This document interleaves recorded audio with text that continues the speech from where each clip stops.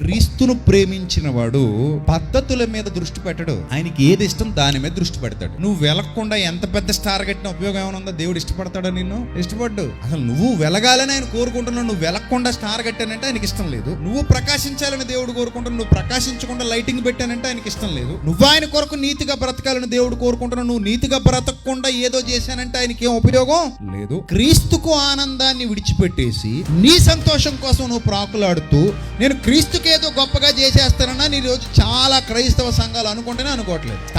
Star ఎట్టిది ఆయన పేరు మీదే, లైటింగ్ పెట్టేది ఆయన పేరు మీదే, కానీ ఆయనకి ఇష్టమైనవేమి చెయ్యం.